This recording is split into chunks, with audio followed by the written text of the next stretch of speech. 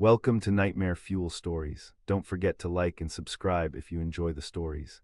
Number the occupied, I've always been drawn to the forgotten places of this world. Those crumbling monuments to human ambition that stand empty and abandoned, slowly being reclaimed by time. Urban exploration, urbex as we call it, isn't just a hobby for me. It's an obsession, a way to touch history with my own hands. My name is Marcus Webb. I run a small but growing urbex channel where I document my explorations through abandoned buildings across the Northeast. Factories, hospitals, schools, anywhere with a story to tell and a no trespassing sign to ignore. There's something addictive about being where you're not supposed to be, about breathing air that's been undisturbed for years. At least that's what I used to think before Grayson Heights. The Grayson Heights Apartments was a 12-story brutalist monstrosity on the outskirts of Millfield, a once prosperous manufacturing town that had been slowly dying since the 1980s. The building had been vacant for nearly 15 years, condemned after a fire damaged the upper floors and revealed extensive code violations throughout. The city had been tied up in litigation with the owners for years, and in the meantime the building just sat there, a concrete tombstone marking the death of the neighborhood around it. I'd researched the place thoroughly before my visit. Built in 1972, closed in 2008, no security on site, minimal police patrols, perfect for an afternoon of exploration and filming. I parked my car several blocks away and approached on foot, camera gear in my backpack, heavy maglite in hand, despite the early afternoon sun.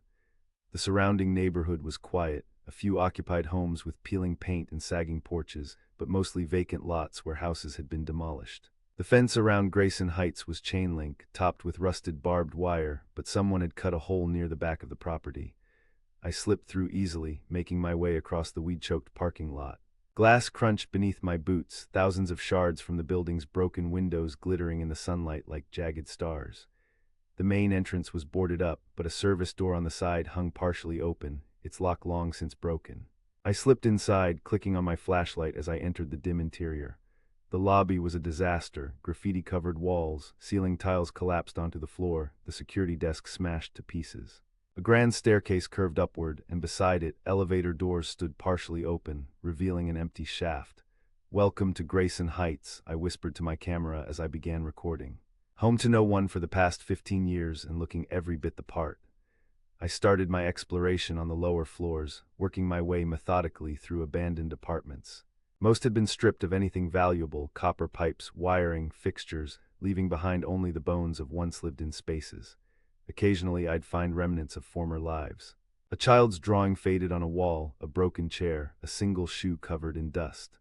I narrated as I went, providing historical context and pointing out interesting architectural details for my viewers. By the time I reached the 5th floor, the light outside was beginning to fade. I'd been in the building for nearly 3 hours, and while I'd found some interesting spots, a surprisingly intact laundry room, an apartment where someone had apparently been squatting until fairly recently, nothing had been particularly remarkable by urbex standards. That changed when I reached apartment 512. The door was closed, unlike most in the building, which had been left open or removed entirely. More unusual still, it appeared undamaged, no graffiti, no kick marks, the number 512 still clearly visible on a brass plate. I tried the handle, expecting it to be locked, but it turned easily in my hand. The apartment beyond was wrong. While the rest of the building was in various states of decay, apartment 512 looked lived in. Not just occupied, but pristine. The walls were freshly painted a soft blue. The hardwood floors gleamed. A small table by the entrance held a vase with fresh flowers, lilies, their scent heavy in the air. A coat rack held a woman's jacket and a child's raincoat. "What the hell?" I muttered, lowering my camera. This didn't make sense. The building had no utilities, no running water or electricity. The elevators didn't work. How was someone living here 5 floors up in a condemned building? "Hello," I called out, suddenly feeling like an intruder in a way I never had during my explorations. "Is anyone home?" No answer. I stepped further into the apartment, my unease growing. The living room was furnished with a comfortable-looking sofa and armchair, facing a television that looked straight out of the 1990s. A bookshelf held paperbacks with faded spines. On the coffee table sat a mug, still half filled with what looked like tea, beside an open magazine. The kitchen was equally disturbing in its normalcy, clean countertops. Dishes drying in a rack, a refrigerator that hummed softly, which made no sense at all, given the building's lack of power. "This isn't right," I said aloud, though I'd stopped recording. My heart was pounding now, a cold sweat breaking out across my forehead. I felt watched, though I could see no one. I moved toward a hallway that presumably led to bedrooms, then stopped. On the refrigerator door held by magnets were children's drawings, crude crayon sketches of a house, a family, the sun, and a photograph yellowed with age of a woman and a young girl, perhaps 7 or 8, both smiling at the camera. The date stamp in the corner read 6/17/1989. I backed away, bumping into the counter behind me. A glass fell, shattering on the floor with a crash that seemed deafening in the quiet apartment. "I'm sorry," I said automatically, though to whom I wasn't sure. "I'm going to leave now." I turned to go, and that's when I heard it, a child's laughter coming from down the hallway, high and clear and utterly impossible. I should have run. Every instinct screamed at me to get out, to leave this impossible apartment in this abandoned building and never return. Instead, I found myself moving toward the sound, drawn by a curiosity that overpowered my fear. The hallway was short with 3 doors. The first, standing open, revealed a bathroom, again impeccably clean, towels hanging neatly, a child's step stool by the sink. The second door was closed. The third, at the end of the hall, was ajar, and from behind it came the sound of humming, a woman's voice, soft and melodic. I pushed the door open. The bedroom beyond was painted pink, with a small bed covered in stuffed animals. A dollhouse sat in one corner, a bookshelf filled with children's books in another, but there was no child, no woman. The room was empty, yet the humming continued, seeming to come from everywhere and nowhere at once. "Hello," I called again, my voice cracking. "I'm sorry to intrude. I thought this building was empty." The humming stopped abruptly. The silence that followed was oppressive, pressing against my eardrums like a physical force. Then a whisper right beside my ear. "It is." I ran, out of the bedroom, down the hallway, through the living room with its impossible signs of life. I yanked open the apartment door and burst into the corridor, which was no longer the graffiti-covered, debris-strewn hallway I'd walked through earlier. The walls were clean, painted a neutral beige. The carpet beneath my feet was intact, vacuumed recently. Overhead, fluorescent lights buzzed, casting a harsh glow that revealed doors, dozens of them, stretching in both directions, all closed, all numbered. I staggered back against the wall, trying to make sense of what I was seeing. This wasn't possible. The building was abandoned, derelict. I'd spent hours documenting its decay. Yet here I stood in a perfectly maintained hallway that looked as if it had never been abandoned at all. A door opened further down the corridor, apartment 517. An elderly man stepped out, dressed in a cardigan and slacks. He looked at me with mild surprise. "You're new," he said, his voice quavering slightly with age. "Are you moving in?" I couldn't speak, could barely breathe. This wasn't real. "It couldn't be real. I was just leaving," I managed to say. The old man frowned. "No one leaves Grayson Heights," he said, as if explaining something obvious to a child. "That's not how it works." Another door opened, 516. A middle-aged woman emerged, dressed in clothes that would have been fashionable in the early 2000s. She looked at me, then at the old man. "Is he new?" she asked. "Seems to be," the old man replied. "Doesn't understand the rules yet." More doors were opening now, up and down the hallway. People of all ages stepping out, all looking at me with expressions ranging from curiosity to pity to something darker, hungrier. "What is this?" I demanded, my voice rising with panic. "What's happening?" "You came into our home," said a woman who had emerged from 514. "You crossed the threshold willingly. This building is abandoned," I shouted. "It's been empty for 15 years, This provoked laughter, a ripple of it moving through the gathered residents, a sound with no humor in it.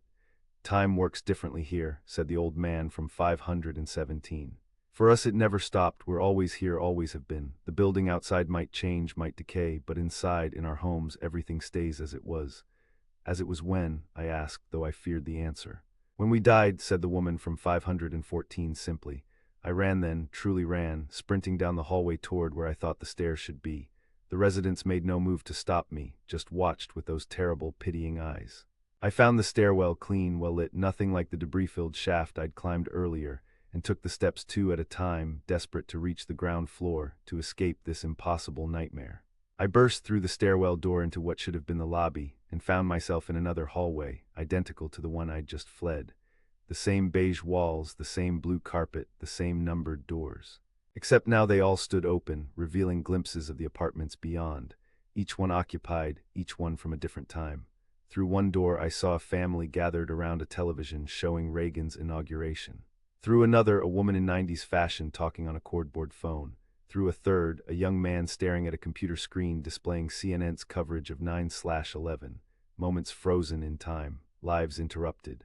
"Death's unacknowledged, you can't leave," said a voice behind me. I turned to find a young girl, the same one from the photograph in apartment 512. She wore a flowered dress and had her hair in pigtails. None of us can. That's the rule. I'm not dead, I insisted, my voice breaking. I don't belong here. You crossed over, she said with a child's simple logic. You came into our home when you should have stayed in yours. Now you're part of Grayson Heights. No, I said, backing away from her. No, that's not how it works. I'm alive. I'm real. So are we, she said, reaching for my hand. Her fingers were ice cold as they wrapped around mine.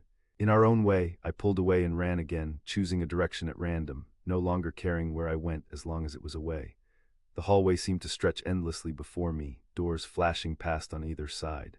Some open, some closed, glimpses of lives of death spanning decades. I don't know how long I ran. Time seemed meaningless, elastic. Eventually, I found another stairwell and took it upward, hoping that perhaps the higher floors might somehow be different, might offer escape. The door at the top opened onto the roof. The night air hit me like a physical blow after the stale, timeless atmosphere inside. Stars glittered overhead. The city spread out below, lights twinkling, cars moving along distant streets. Normal, real, I gulped in deep breaths, feeling the panic begin to recede. It's beautiful, isn't it? I spun around. A woman stood near the edge of the roof, the woman from the photograph, the mother of the little girl.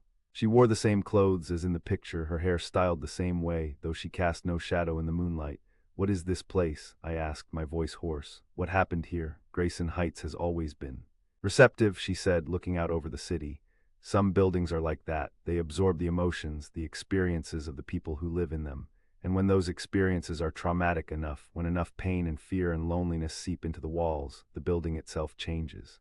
It becomes a kind of container for ghosts, I asked. She smiled sadly.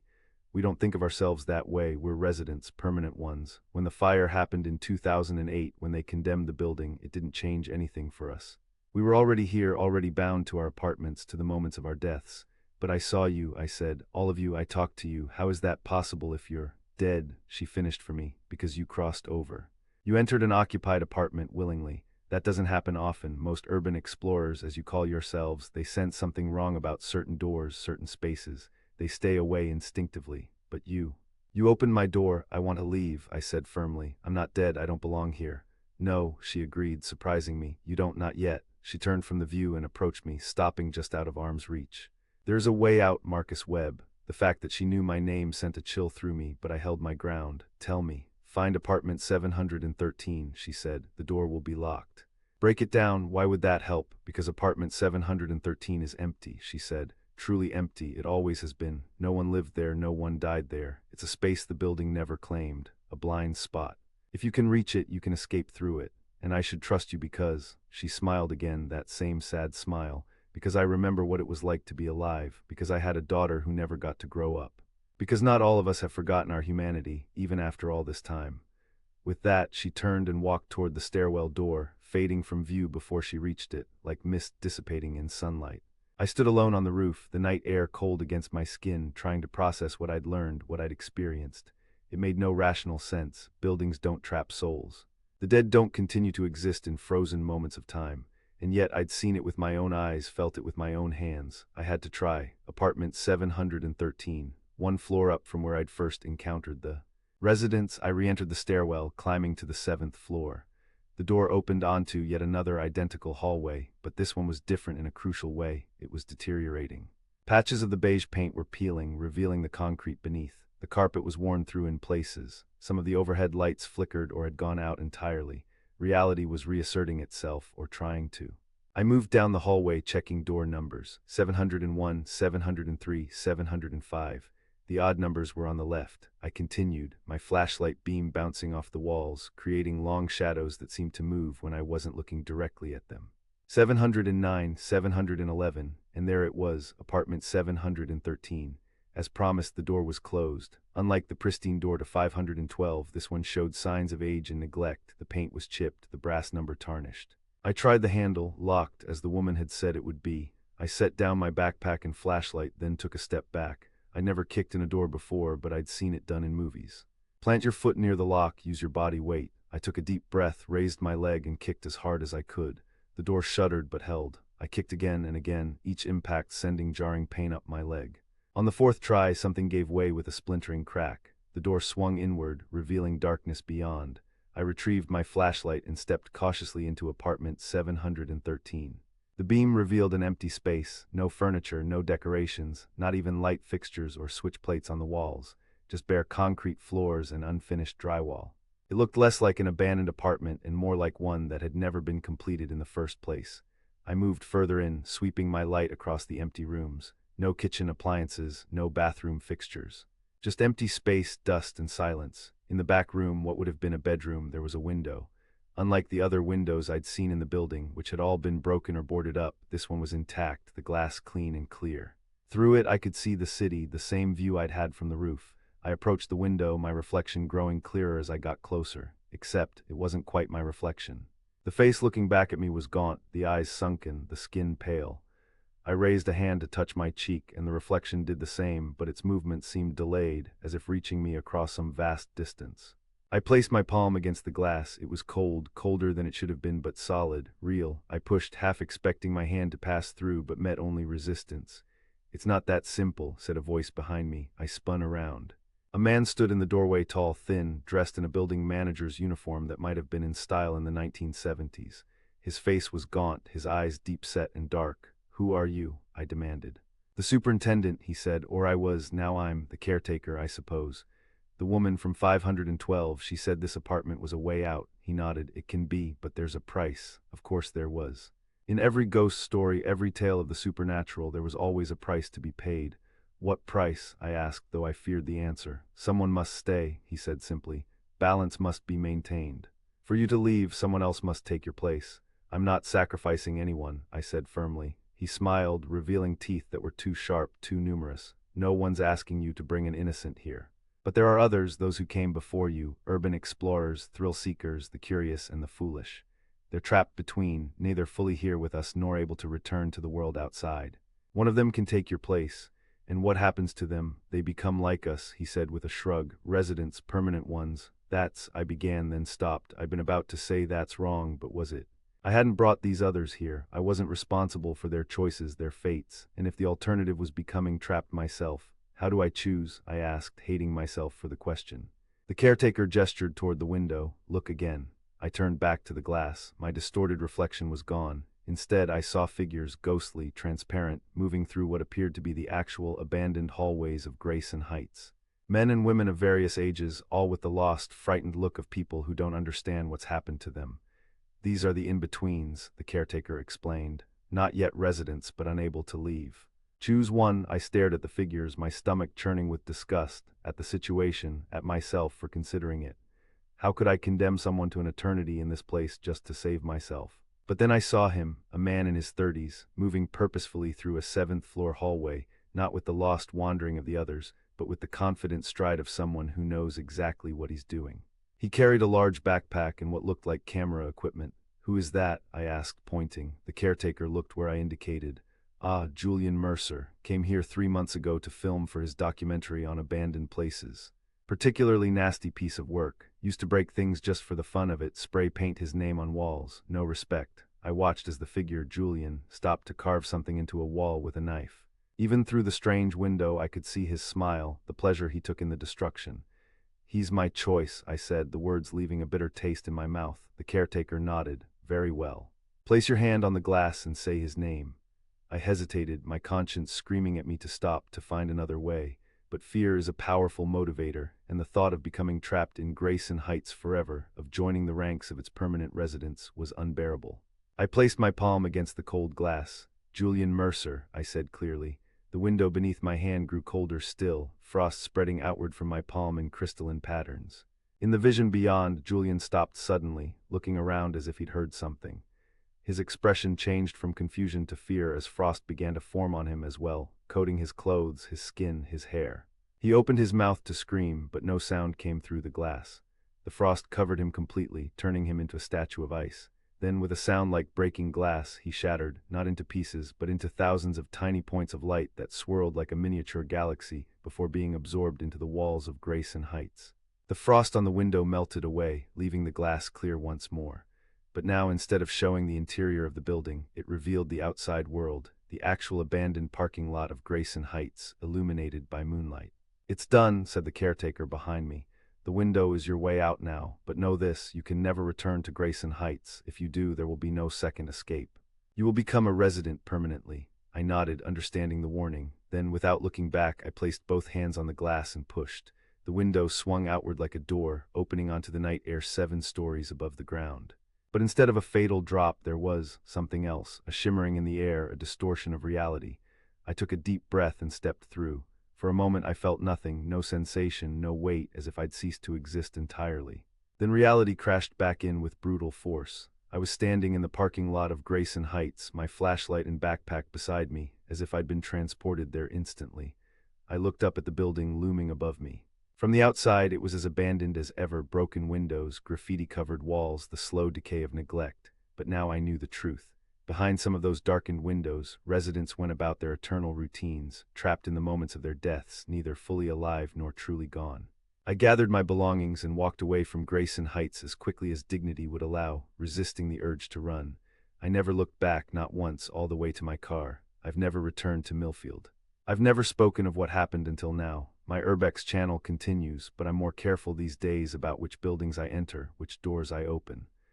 I pay attention to the feeling of places, to the weight of their histories, to the possibility that not all abandoned buildings are truly empty. And sometimes, on the edge of sleep, I hear a child's laughter, a woman's soft humming, and I wonder if a part of me never left Grayson Heights at all. I wonder if Julian Mercer curses my name as he wanders those endless hallways. I wonder if someday the residents will find a way to call me back, because the most terrifying truth I learned that day is this: buildings remember. They absorb our lives, our deaths, our most profound moments.